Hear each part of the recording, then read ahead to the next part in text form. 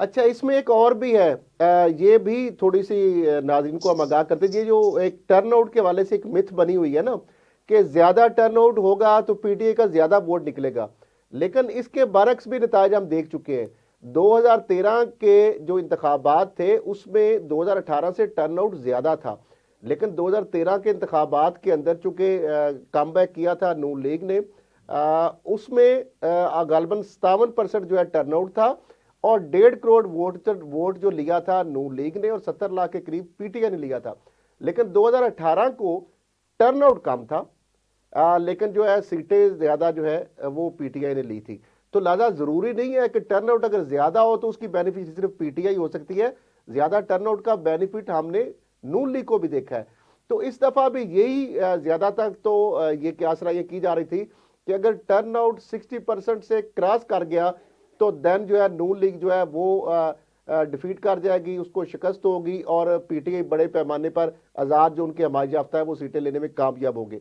एक तो ये है चूंकि 60% से टर्नआउट, तो अभी तक जो सूरत नजर आ रही है कि वो क्रॉस नहीं करता नजर आ रहा। दूसरी बात यह है कि जो इंतखाबी नताइज अब तक के आ रहे हैं उसमें भी हमें कोई बहुत ज्यादा कोई आगे या बराबरी की सतह पर भी जो पीटीआई के हमायत याफ्ता वो इस वक्त नजर नहीं आ रहे। तो इसका मतलब है कि जरूरी नहीं है कि इस तरह की जो चीजें होती हैं ग्राउंड पे बाज दफा उसके बरक्स भी नताइज आ जाते हैं। तो सफीना के पास अब चलते हैं। तो सफीना, ये जो अभी हो रही है सूरत हाल कि अगर सादा अक्सरियत जो मांगी है नवाज शरीफ साहब ने उनको नहीं मिलती, तो फिर क्या वो लंदन का रास्ता इख्तियार करेंगे या वो ईवान वजीर आजम जो है उसका रास्ता इख्तियार करेंगे? क्योंकि शहबाज शरीफ साहब का कल जो इंटरव्यू है कल का, वो बड़ा इंपॉर्टेंट है। यानी एन उस वक्त पर जबकि पूरी कंपेन यही थी कि वजीर आजम, सुर्खियां हेडलाइन तक लग गई, उनको यकीन नहीं आ रहा था कि नवाज शरीफ वजीर आजम, लेकिन सारा कुछ करने के बावजूद वो कहते हैं सर मंडवाते ही ओले पड़ने वाला हिसाब है कि शहबाज शरीफ साहब ने कह दिया कि अगर सादा अक्सरियत नहीं मिलेगी तो नवाज शरीफ साहब के अलावा वजीर आजम जो है वो एक मुशावरत से बनाया जाएगा। तो उसमें तो फिर पूरा किसी का नाम भी निकल सकता है। और मुझे ये लगता है कि अगर नवाज शरीफ साहब वजीर आजम नहीं बनेंगे और सादा अक्सरियत नहीं मिलती, तो वो नहीं चाहेंगे शहबाज शरीफ साहब के सर पर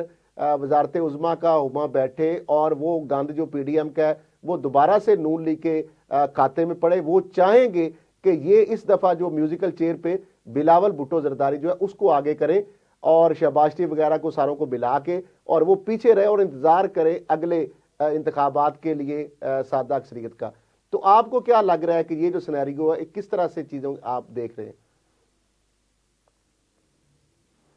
अक्टूबर में भी पाकिस्तान नहीं आए थे, मेरे तरफ से फर्मली बिलीव था कि मियां साहब अगर पाकिस्तान जाते हैं तो उनके केसेस खत्म कर दिए जाएंगे, लेकिन उनकी प्राइम मिनिस्टरशिप की जो वजारत उज़्मा के बारे में जो लोग परसेप्शन बना के दिखाने की कोशिश कर रहे हैं कि शायद उनसे वादा हो गया, ऐसा कुछ नहीं हुआ। तो आज मेरी उस चीज को इंडोर्समेंट, स्पेशली वो कार्ड जो पूरी नून लीग ने छुपा के रखा हुआ था कि नवाज शरीफ साहब ही हमारे जो पोस्टर बॉय के तौर पर उन्होंने पोर्ट्रे किया हुआ था कि यही हमारे वजारत उज़्मा के नुमाइंदे हैं, वो कल रात डिस्क्लोज कर दिया। वो प्री मिच्योर शिकस्त थी जो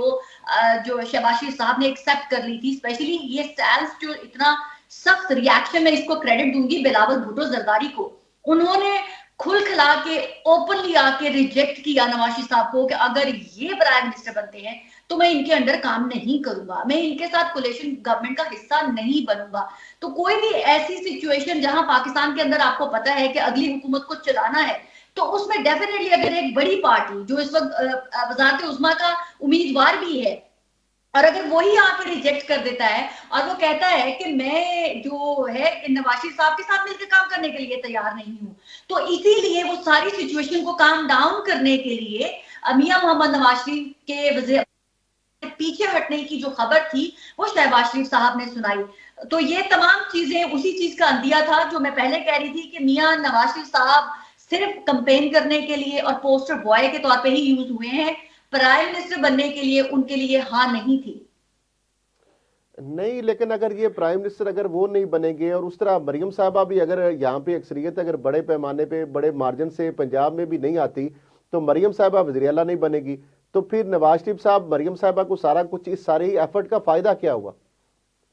आसिफ साहब, अभी मेरे सोर्सेज कह रहे हैं कि मियां साहब को पैगाम पहुंचाया गया है शायद रात के पिछले पहर कि अगर आप प्राइम मिनिस्टर बनना चाहते हैं अभी भी, तो जो भी सेटअप आएगा आप उसमें प्राइम मिनिस्टर बन सकते हैं। तो ये जो बॉल है अब नवाज शरीफ साहब के कोर्ट में है। अगर वो चाहें तो वो इस मखलूत सेटअप का हिस्सा बन सकते हैं, वो प्राइम मिनिस्टर बन जाएंगे। लेकिन अब ये उस खानदानी सियासत को देखना होगा कि जो नवाज शरीफ साहब और शहबाज शरीफ साहब ने आपस में मिल के तय किया था दोनों खानदानों ने, कि अगर मैं ओवरवेलमिंग मेजोरिटी लेता हूं तो मैं ही प्राइम मिनिस्टर बनूंगा। क्योंकि अब उन वादे वफाओं को क्या होगा, क्योंकि अगर मियां मोहम्मद नवाज शरीफ उस तरह से नहीं वोट ले सके कि वो अकेले सिंगल हैंडली हुकूमत बना सके, तो जो इनकी आपस में फैमिली टर्म्स में कुछ जो कवानीन तय पाए थे, तो वो फिर शहबाज शरीफ साहब की तरफ ही इनको जाना पड़ेगा बाय हुक और क्रूक। बट लेट्स सी, पता भी कोई नहीं कौन चाहता है कि मैं प्राइम मिनिस्टर की कुर्सी पर ना बैठूं, स्पेशली उनका ख्वाब हो कि मैं अपनी बेटी को जो है अपनी पार्टी भी टेक ओवर करके जाऊं।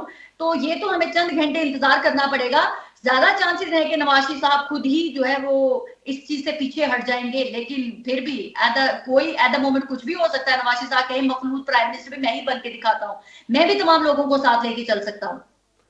अच्छा वारिस रजा साहब, अगर यही सिचुएशन बनती है तो क्या वो शहबाज शरीफ साहब को वजारत उज़्मा मखलूत हुकूमत में वजारत उज़्मा पर नवाज शरीफ देखना पसंद करेंगे, या वो बिलावल भुट्टो जरदारी को आगे करेंगे? जिस तरह मरियम साहबा ने कहा था कि हमने गंद का टोकरा उठाया है, तो अब भी गंद का टोकरा अपने भाई के सर पर रखेंगे, या अपनी जो इस वक्त तो उनकी हरीफ पार्टी जो है पाकिस्तान पीपल्स पार्टी, उनको वो चांस देंगे ताकि वो दोबारा से अच्छे तरीके से कम बैक कर सके? तो क्या फिर स्ट्रेटजी होगी इसके बाद अगर वो नवाज शरीफ साहब एक्सेप्ट नहीं करते इस सूरत हाल में मखलूत हुकूमत की वजारत उज़्मा? देखिए, पहली बात तो ये कि मफरूजे पर कोई बात कही नहीं जा सकती और मफरूजे पर कोई भी बात हतमी भी नहीं की जा सकती। लिहाजा ये एक मफरूजा है सफीना का, और नहीं, मुझे सादा नहीं पता अक्सरियत कि वाली उनका कहानी क्या। तो खत्म हो गई ना, सादा अक्सरियत तो नहीं आ रही।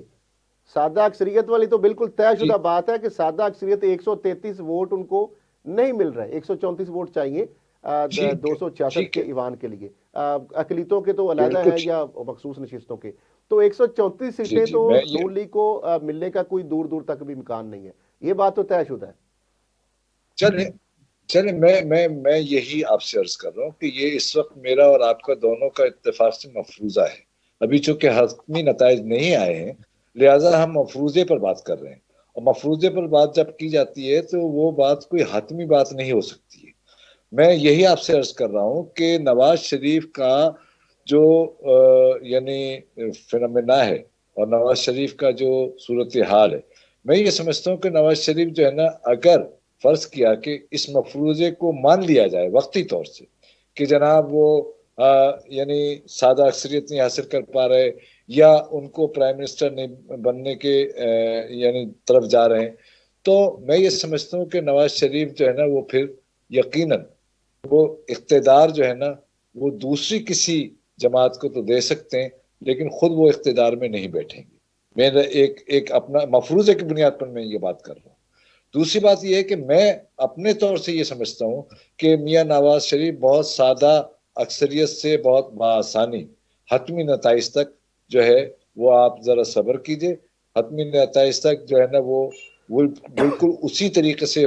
सादा अक्सरियत हासिल करेंगे जैसे कि गुमान किया जा रहा था, या जैसे प्रिडिक्ट किया जा रहा था, या जैसे कि मुख्तलिफ सर्वेज में आ रहा था। तो मैं ये समझता हूँ कि ये चूंकि